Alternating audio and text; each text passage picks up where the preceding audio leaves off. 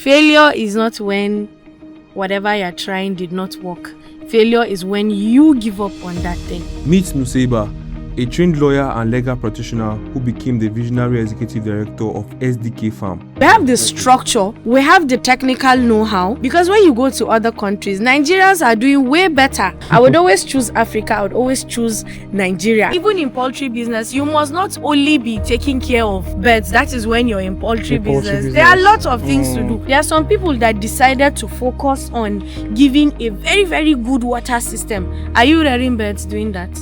You're not rearing birds, huh? Since coming on board, in less than 1 year, she has expanded the business, transforming it into a powerhouse in Nigeria's agricultural landscape, inspiring a new generation of farmers. Why are you people sleeping on this? I need young people that are into this thing so they can work with me. I'm alone in this whole thing and I don't want to be alone. All these things I called for you, there are gaps we have in the poultry business and we need somebody to fill it. And if you're new here, please subscribe and help me reach my goal of hitting 50,000 subscribers before the end of the year. Can you tell us what SDK Farm is and how all of this started? What's the journey like? As our chairman has mentioned, SDK Farms started as far back as 1999. So everyone knows how long that is. But I took over, let's say 2024 to 2025, and today we're in 2026. So when I came on board, there were lots of challenges. So I had to re-strategize everything. So as we speak right now, SDK Farms is the kind of farm that is out there to change people's perspective about livestock and feeding in Nigeria, basically. So when we continue, you would understand, you would have a clear view of what our mission and our vision is. Can you tell us who you are here also? Okay, my name is Nuseiba Sadiq. I am the executive director. I call myself the eagle because I get to see everything from the top. So I have the responsibility to build up a system that progresses SDK Farms. So that is my role here. Many Nigerians see agriculture as something that is stressful and unprofitable. So what made you specifically choose this path? Unprofitable? Okay. Months back, that was last year, I did a lecture with our vet doctor and the topic was, is poultry farming a gold mine or a burden? To be honest, it can Is be poultry farming a gold mine or a burden? Or a burden, yes. When you go on YouTube, you would find the video there. The lecture was for 1 hour. So it depends on how you position yourself and what is your perspective and understanding about what poultry farming is. So it depends. It can be a burden and at the same time it can be a gold mine. But you must have patience. I will tell you that when I came, I had lots of challenges. As you can see, even with staffing, we still have more challenges. So there's money in it, but you have to be patient. You have to have enough money to get money. That is the slogan I use. You need to have enough money to get money. To have money in this business, because the downside is there, which we're going to talk about it, and finances is part of it. Behind me is where our birds are. You can see that from this angle, there's something written on it. So each pen carries the name of our family members. That is the children of the family. So the first pen is Pen Nusimama. It was named after me because I'm the first child. Then the second one, which is the one up there, is Pen Chuchu, is named after our second born. Then this one on our left hand side is named Pen Captain Mo, that is our brother. Then this one you see here is Pen Kadi, which is our last born. Her name is Khadija.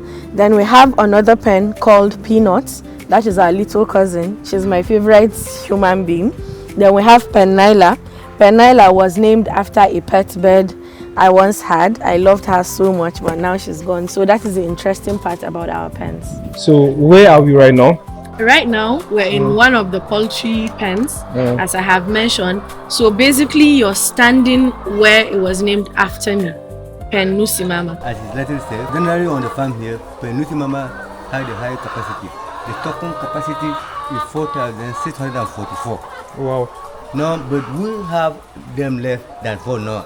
Because of mortality, we have challenges, we pass through the heat stress, and that was the time when our chicken laying was at the peak. You know, a pregnant woman, you see, to come to disease easily, cells easily.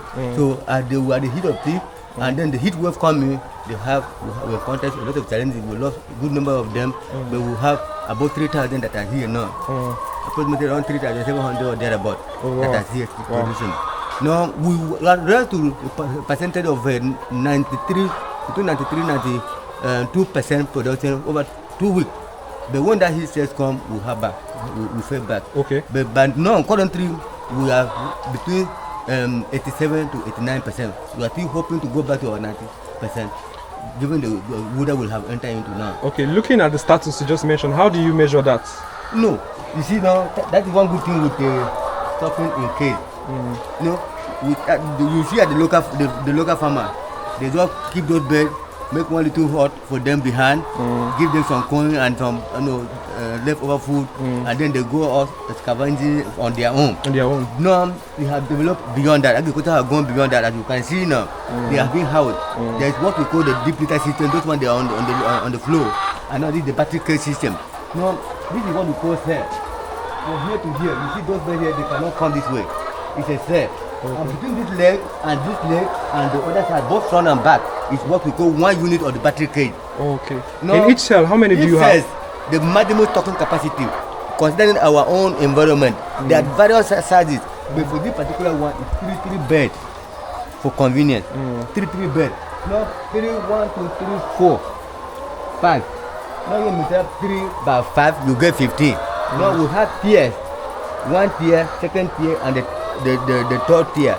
Just like our system of government, the federal, state, and local. So now we have the one, let's do this the federal, or let's do the federal, the state, and the local. No, each of them is having the same allocation. There's no variation. Say the federal government carry higher than the state. No, this one they carry 15, that's 3 times 3, that is 15. No, these are supposed to normally carry 45, the other side 45, making 90 bed per 1 unit. There are other cages that a unit carry about 120. And the sizes are different. Depending on the size of the cage. The size. And then that has to do with the size of the cell. You know, there are 3 ways. They can stand in 3 and be eating comfortably. With one nipple, they drink from there. While the other one eating, another one can. What's called the nipple? Nipple. This drinking nipple. Look at it here. You see water coming out of it. Yes. This is the drinker. Water come in. They are drinking from it. Once they touch it, they see the shining thing and they touch it. When you bring them in first from the floor, you introduce them, you will not be tapping the so that they will see that water is coming here. Then from there they become used to it. Okay. So it is easier. On every day we are taking stock. As we have mortality or you have challenge, maybe some out of injury, traumatic injury or a disease condition or mortality that you can't even explain. No, you don't know that okay, you are having you're having 4,000 yesterday. Today we have 2 that are left. No, you not subtract from there. You know the balance. Yes. You keep on. And then there are some times that we not take head count, physical head count, because you cannot do away the issue of person in the poultry farm, in the farm setting like that. Because there are some workers that are not faithful. They can be doing away, and maybe step may break in, teeth may break in, and as a result of that, you still have to do no head count instead of the normal record taking that you have been done.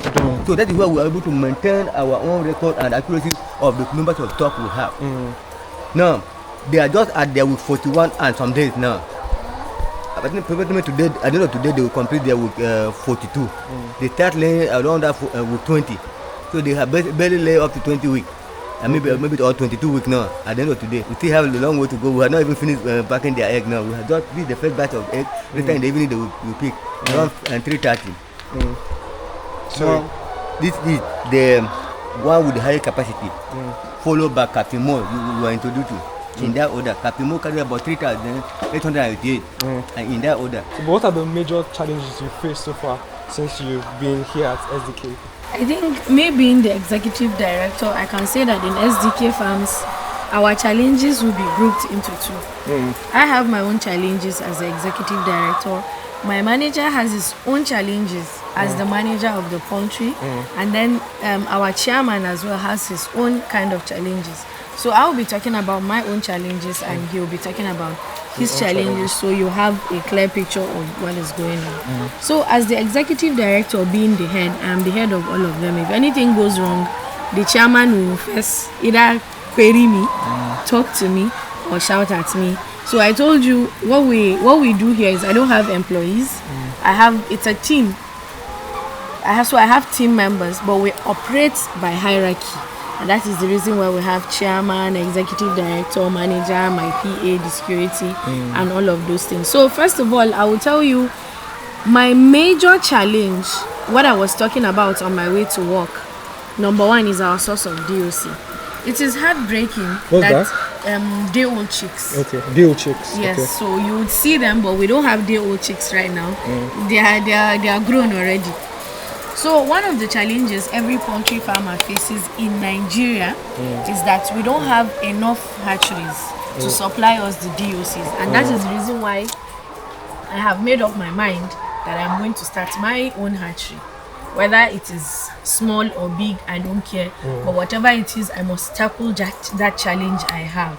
So the reason why we have challenge with DOCs is because the hatcheries are not enough to give us the numbers we need.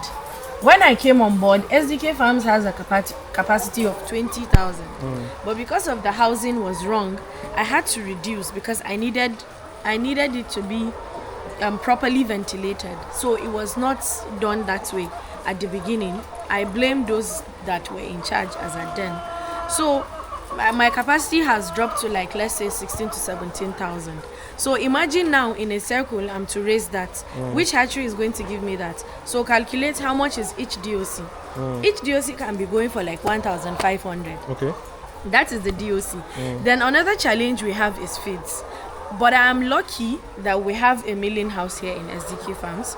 So we start feeding our birds with foreign feeds. So you produce your own feed here? Yes, no, but I'll get to that. Okay. So the first feeds we give them are the starter, which they are foreign. So we have to buy them. And each bag, I think, goes for like a total of, let's say, almost 10 million naira. So you can imagine, you understand the reason why I said you have to get money with enough money. Because you need something to fall back on when this whole thing fails. True. So that is feeds. Then number 3, I will talk about season. One of the problems we have in poultry farming is actually the heat period. The fact that our housing was not built right is the reason why when the heat season comes, as he said, our birds are dying because they are dying from heat. You know, you would rather give me a newborn baby than give me any of these birds to take home. Are you serious? They are more difficult to deal with because at least a newborn is going to cry over something when it's in distress. But this one, they will keep making the same sound. You can see that some of them are turning their backs. Do you know the reason why they are turning their backs? Because they are not familiar with you and I. I was in school for quite some time. So when they were very, very young, when they were put in the cage, I was not doing inspection. So they are not used to me. So they feel like this whole thing now is nuisance. We're disturbing them, which it can actually affect them from laying their egg because they are supposed to face, you can see now, most of them are turning their backs, and this is distrust. It's because they don't look on that side, you can see they're eating. You can see that this side Because is we are eating. closer to them. Can you see this one was eating? It's beginning to Turn his back. I understand. Can you see now what I'm talking about? So you need to understand these little details. Yes, you need to know, and you're not supposed to wear strong perfume because it can distract them. And there are lots of details that if you don't know, my dear, you can't run into poultry business. Then another aspect of the challenge I have is actually my team members. You know, a typical Nigerian behaves the way he wants to behave. You can see how I was struggling with them. Don't put this thing here, don't put that one there. You need to organize this, you need to organize that. The chairman spoke about sincerity. There was one time I had a staff that was stealing from me. He was twisting the neck of the chickens. And mind you, before he did that, I'd already called the attention of my manager and I said, look, watch this boy. And then Mr. Mike was like, no, ma, he won't do. I said, no. I said, coming from a security background, I said, watch that boy, something is going to happen. And mind you, he twisted the neck of 12 of our chickens that we spent sleepless nights trying to raise their production. I locked him for 1 month. Some people might say I'm not nice, but that is the thing. This is what I do for a living. This is my 9 to 5. Anything worth doing is worth doing well. Sure. So these are the few challenges. Security is part of it, just like any other brand or let me say company or any other business. Why? Because of transportation of our feeds. You see the feeds you see here.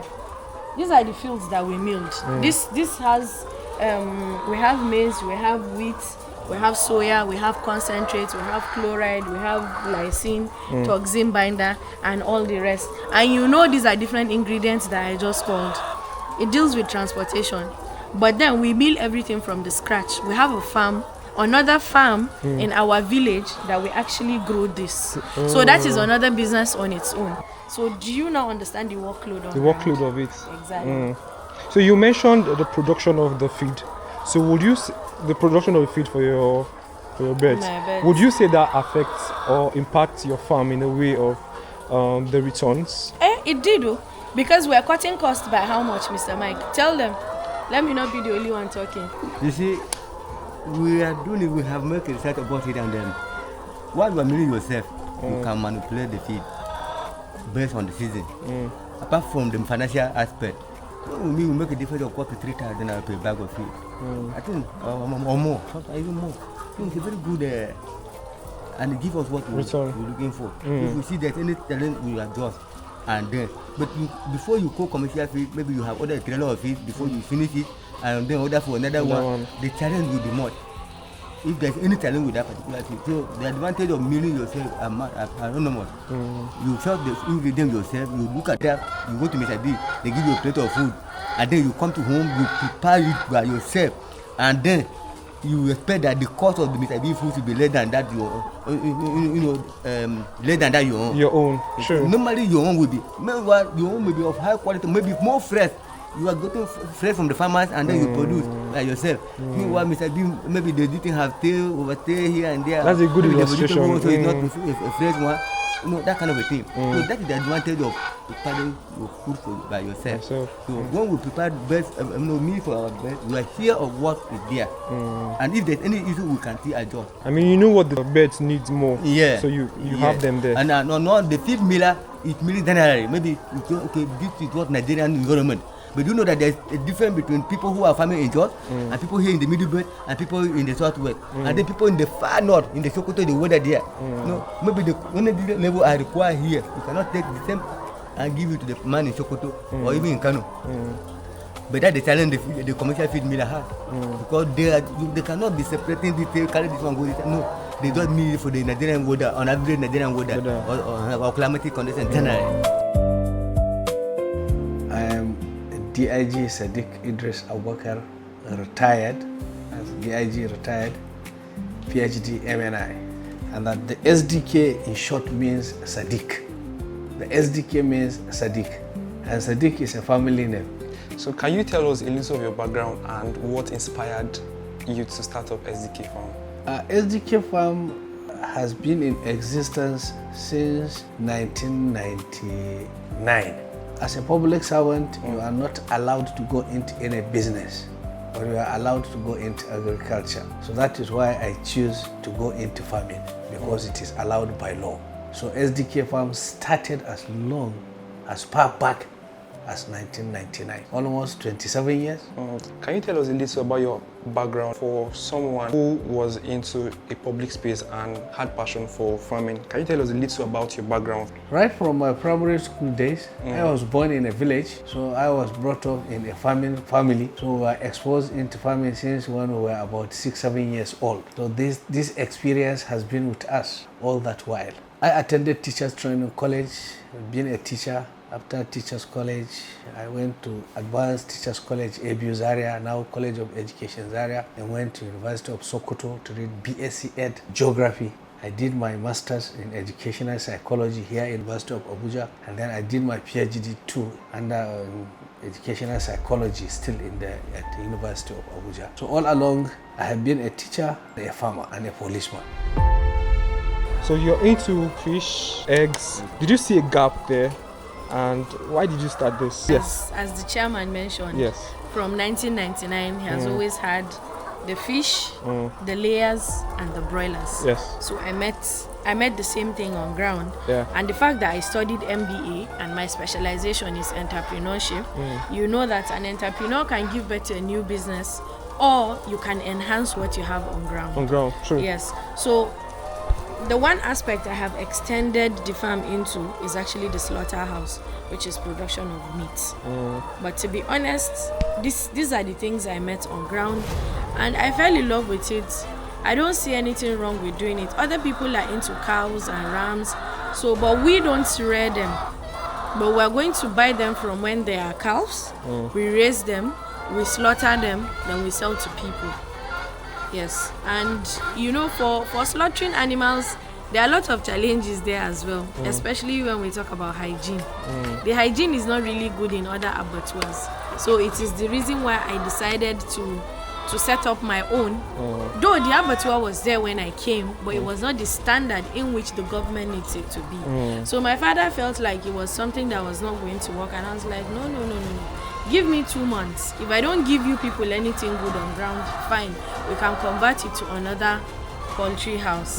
Then I brought an engineer who would go around, he would see what is going on there. So the chairman specifically chose this livestock on ground, and my responsibility is to enhance what he has on ground. In the fish section. And that under the fish section we have the hatchery, we have the circulatory system, we have the concrete ponds, and we have the earthen ponds. So this is where you have the circulatory system. Here, the water cycles. You can see this water coming.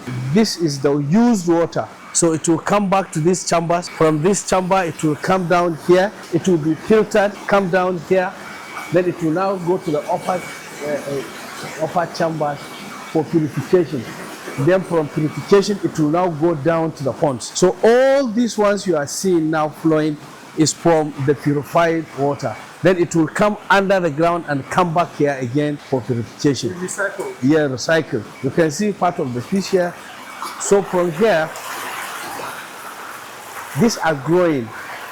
After they reach a certain size where they cannot cannibalize, then they are moved out to the earthen pond. So from here, they move to the earthen pond.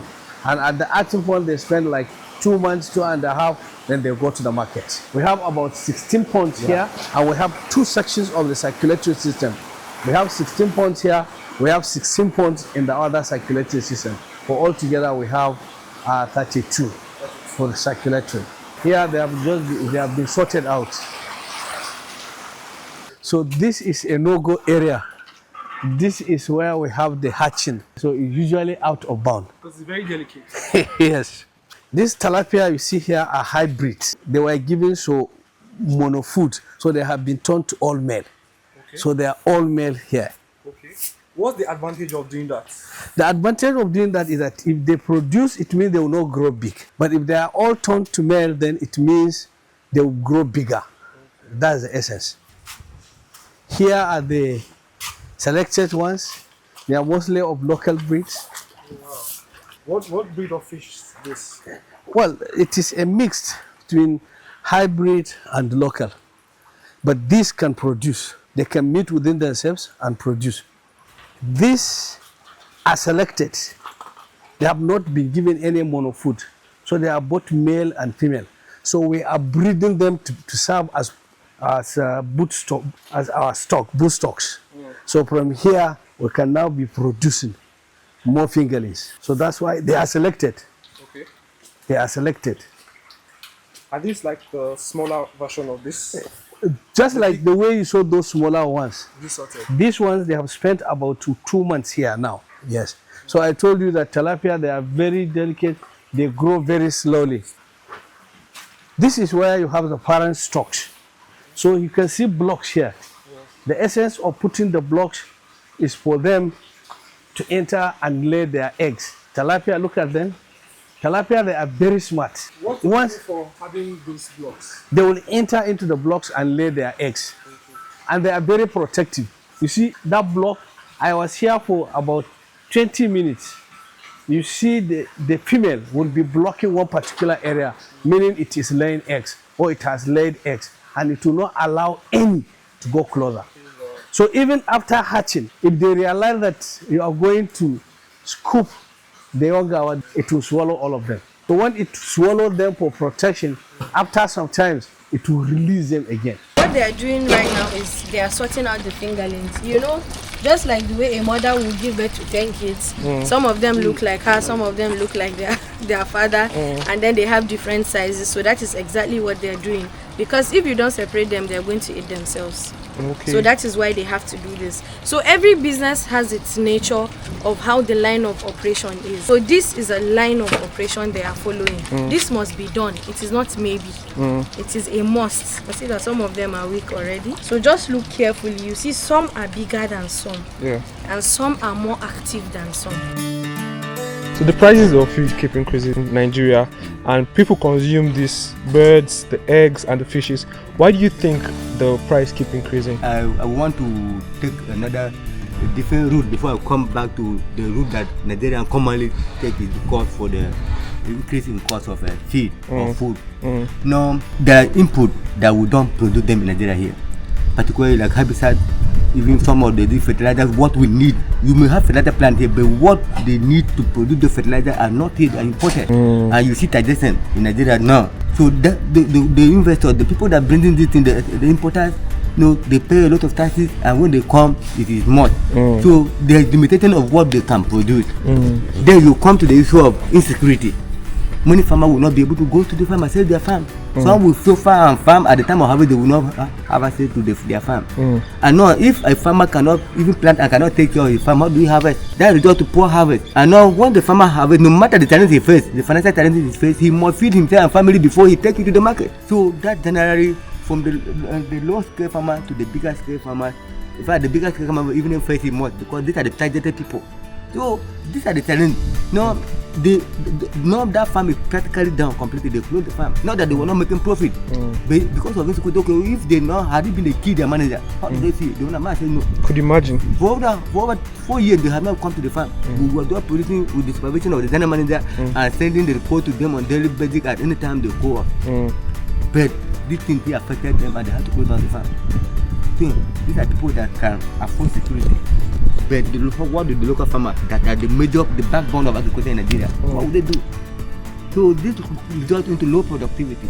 And then when you have less, you have to take care of yourself before you begin to see that another person may be in need. You keep your family before you don't think of taking it to the market for that, because feeding is the basic thing to keep life.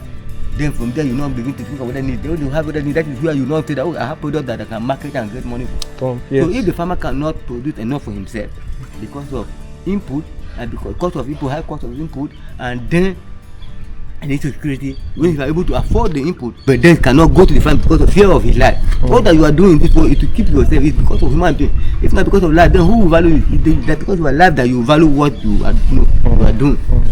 And if your life is attacked, then how will you do to go ahead and be involved in any activity? So the basic thing will be for you to protect your life. So basically, these are the things: cost of input, and then insecurity. They are basically the things, the two factors that continue to increase in price. What is going to the market as the general law of economy? The lower the supply, the higher and the higher the demand. When there's low supply, then the higher the price. I think sometimes I like to give them opportunity to speak so that it should not be. It is coming from me as the executive director. We have the money, so why are we complaining? That's the reason why I give them opportunity to address things like this. But to be honest, I think every single thing is expensive in Africa because of one reason. Those are the middlemen he mentioned. If it's a B2B, it will be cheaper. Just like people that buy eggs from us directly, they feel like eggs are way cheaper, so why is it getting expensive? It is because we have the middlemen. There are some categories of people that have just sat and understood that, look, if we get into so business, we buy from so person and we sell to the society at a certain price, I would be making money. Let me give you an example of the fish department. You see, us that are farming the fish, we don't make as much as the way the middlemen do. Let me give you an example. In fish markets, they have millions of naira sitting at home or in their bank accounts just because they are middlemen. Unlike us that you start from scratch, you sell it at a particular stage to them, and then they make more money, and they have at the same time you still have more risk. Yes, and we have more risk because we start from the beginning. Do you get so? And these are people that when we want to sell to the direct end consumers, they are upset about it, that we're pushing them out of business. To be honest, I don't see the reason why I should be sleeping in my house right now. But look at us. If the rain is going to fall, I will still be standing here. People that know how we work in SDK know it doesn't matter the season, it doesn't matter the time. We're still going to get the work done. our task must be finished. So to be honest, we make things difficult for ourselves. So only if because there are other businesses to venture into, just like he mentioned, like this feed production. Do you get what is it that outside Nigeria is doing or other advanced countries are doing that we cannot do? Imagine. There is nothing. We have the land, we have the structure, we have the technical know-how.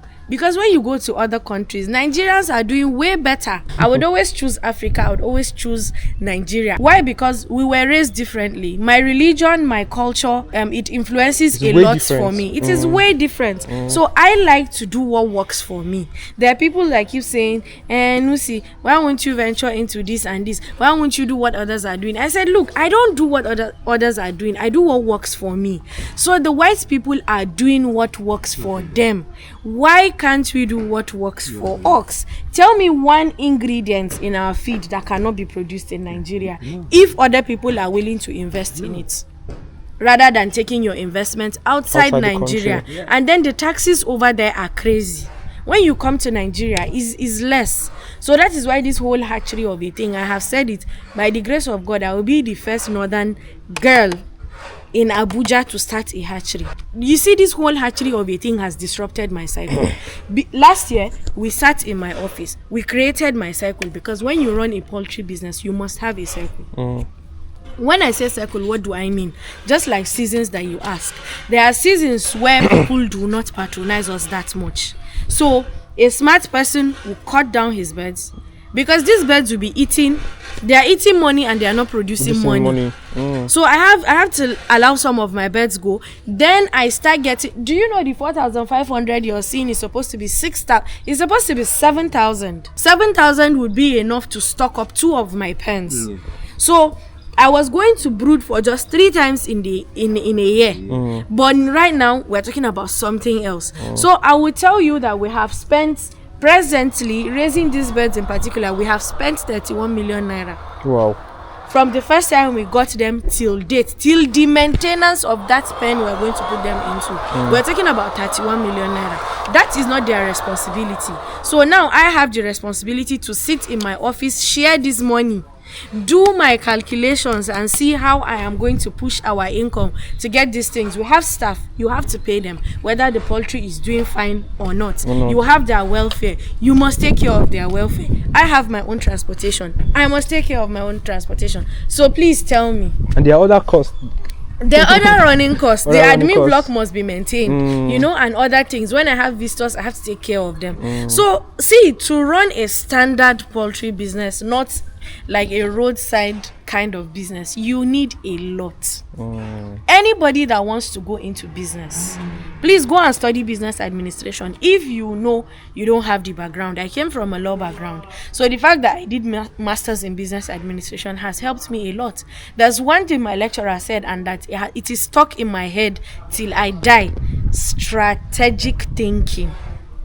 It is because of the strategic thinking that we don't have in Nigeria is the reason why is Dangote coming back and making his investments now? You think he's stupid? He's not.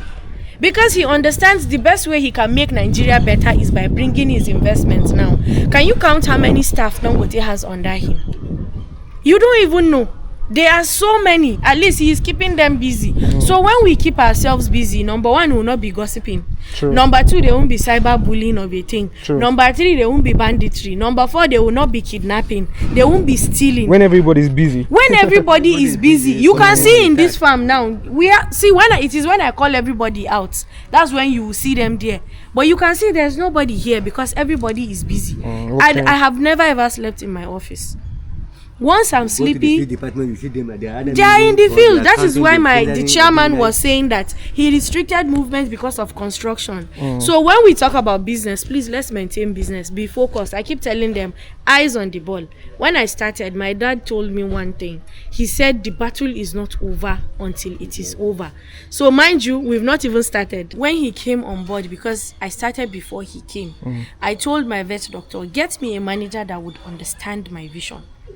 Because your vision and your mission is what should drive your business. The business. There will be days where I am sleeping, like a deep sleep.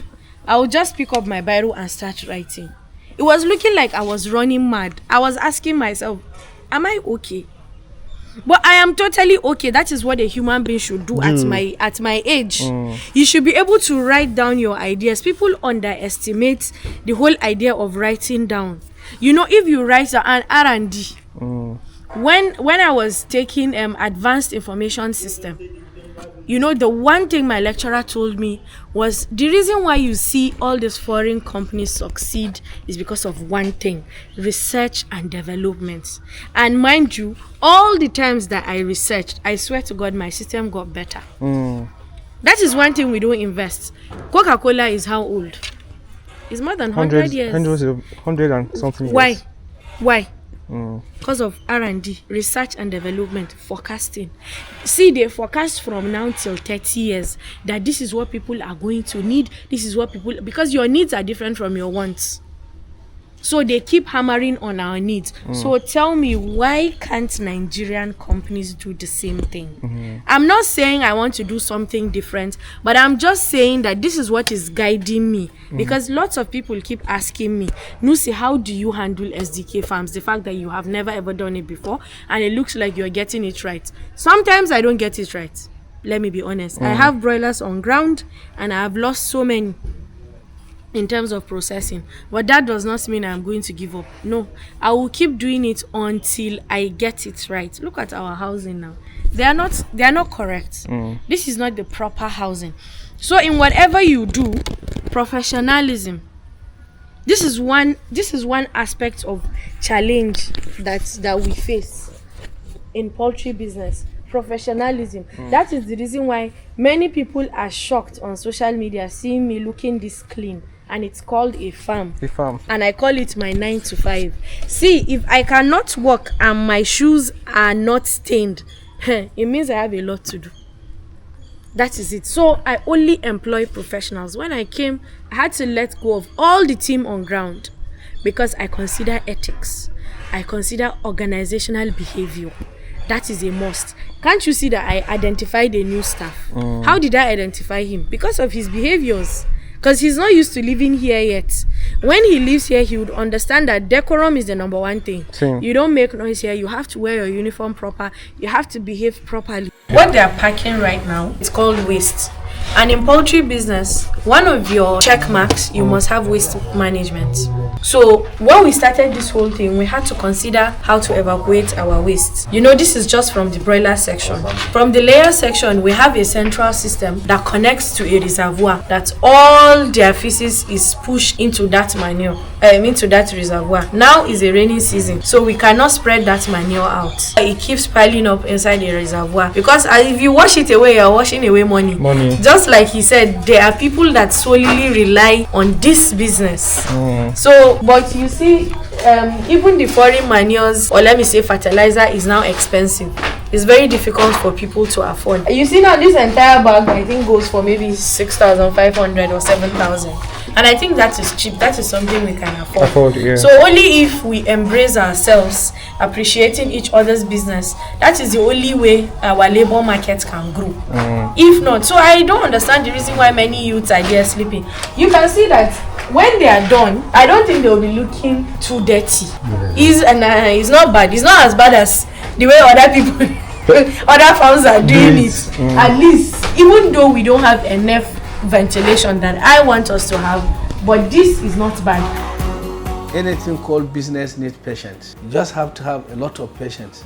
It is not that you start a business and you now make the gain immediately. No. You can see how long I have started. I started 1999, but not started making gain until around 2023 or 2022. Wow. So I consider all those years to be years of learning phase. But we are still on the learning process. Others come in to farming because they have seen others going into farming. Because I go into somebody's farm, I saw head of cattle running about, oh, very interesting.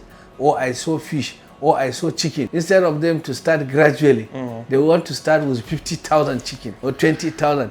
By the time you start, and you see that in 2 months, the consumption, what you need to feed them, and they have not started learning anything. Yes. I interviewed a farmer one time. He said, if you start big, your loss will be bigger. That is the issue. Yes. So you start gradually. So we have started gradually, and we are still moving gradually, small, small, small. It's not how big, but how effective. How well? How well are you doing these things?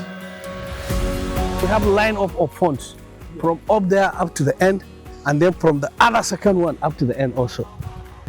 It is natural. They grow faster. It is wider. They grow faster, and even if there is no food, they can have some things to eat. They eat from roots, from bacteria, and other things.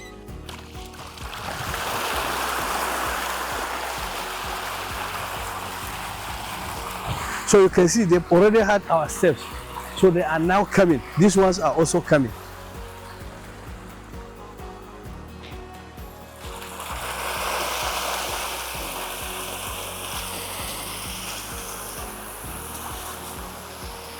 You can see these other ponds have been, they are ready for yeah, so those ones inside are coming out to this place. Yes, you can see, if you look at it, you can see this funnel. So if you want to reduce the water, then you lift the one in the center. Once you lift the one in the center, then the water will be, there is a channel. This is where it is channeled. The water will enter here. From here, it has been channeled under the ground. Then we have two big channels. So it will now drain the water outside. So in each of the ponds, you will see these chambers. Yes, the system. So it is coming in and going out. If we want to harvest, we just lift it like overnight, in the night or early morning. Before evening, the whole water will be drained. So you just come and pick the fish. And if you want to change the water, sometimes catfish, you don't change the water anyhow. So what you do, you reduce as it is going out, another one is coming in. Why do you do that? Aeration. Aeration. And you know the shits inside. So the most important thing for fish is water, then air and space. So by the time that water, as it is dropping, if you go there, you will see some fish around, meaning it is fixing oxygen inside the water. The more the area, the more it flashes, the more oxygen is fixed into the water. And when there is no oxygen, you will see them coming up, and then they will be turning up trying to get some air to do this. Just like when you're stuck and you're Yes, yes. Where are we right now? Okay, so right now we're standing in our abattoir, as other people call it, but I call it a slaughterhouse. And the reason is because an abattoir is the local one. The slaughterhouse is the new version of abattoir. Behind me, you can see some irons.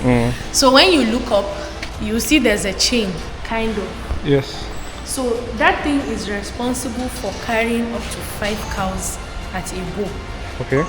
Yes, that is why we have this line, and there's a line of operation that the employees here must follow. Yes. Why? For hygienic processing of meat or ram. There's a slogan I call this place. I say almost zero meat contact. They have machines that they are going to use to handle the cows. So they are not going to be touching your meat anyhow, because even if I see people touching my meat anyhow, I will not eat it. Now, the door in which we use to come here, that is structured for washing the stomach, the intestine, and the rest of the things. Shaki, as we fondly call it. Your shaki is supposed to be white, not brown. Oh. Yes. That brownish thing you're seeing is the first layer of the stomach. So it's supposed to be peeled off, and there's a process of how you do it. Many people have been eating diseases they don't know because of how this meat is being processed. When you go to the abattoir that we all know, yes, you will see that they slaughter their cows on the bare ground. The only thing they have is something like this. So they slaughter it on this ground, and the blood flows out there. There's where they collect the blood, because they make blood meal with it. But us in SDK Farms, we don't give our livestock blood meal because it's haram, and we don't give our livestock maggots. We don't do all of those things. So I give my birds, or let me say my livestock, what I can eat as well. So this staircase you're seeing here is where the attendant is going to stand and attend to the meat, and there's going to be a machine hanging for him to do all of that. So almost zero meat contact. That is what we're doing here, and we're almost done. What's the expected production like for? I think the expected production for here is that we should slaughter up to 50 cows in a day or even 100 if Really? business is good. Yes. Really? If business is good, because in Africa we consume lots of beef. We do. Yes, so I think that is what I want. So I'm calling onto my people, when we start, patronize us. We need to eat clinically hygienic meat. Those that have gone through diseases, they know what I'm talking about. So I'm sure when we start, we upload our process, you will fall in love with it. Where do you see the future of agriculture or the future of SDK in general in the next 5 to 10 years? And also, if you were to advise any African youth watching this video right now who wants to go into farming, what would be your advice for them? You see, Nigeria, apart from other activities in an agrarian, especially the northern part of the country and the middle belt, Yes. is an agrarian society. Whether we are utilizing that opportunity or not, the opportunity still lives with Nigeria. I feel that with better initiatives from the side of the government and of course individuals, the agricultural sector in the country has a very good opportunity, and then we have very good future in agriculture. And the SDK Farm as a macro establishment in agriculture, I think we are keen in to see that we contribute our quota in the development of agriculture in the country. Okay. So I see bright future for agriculture in Nigeria. At least we have the Ministry of Agriculture and the Ministry of Livestock. So if these two put together with proper government policies, I am sure we are going ahead, we are going far. Like I said, the soil and then the atmosphere, the climatic condition of the country is very, very favorable for agriculture. So I'm sure in a small time we might utilize those opportunities to see that we become great in Africa in terms of agri. For a young African entrepreneur who is watching this, in the phase of technology, most young person in their 20s want to go into tech, something bubbly. What would be your advice to them specifically why agriculture is the future for Africa? You see, the young ones coming up, they are more technologically oriented. Farming, even though ancient in nature, can also be enhanced through technology. So I will advise the young ones to come in, use their initiatives, use their opportunities, use their talents in technology, and then invest into agriculture. I'm sure with that they will prosper. Thank you very much, sir. Thank you very much for the opportunity to tell your story as SDK Farm.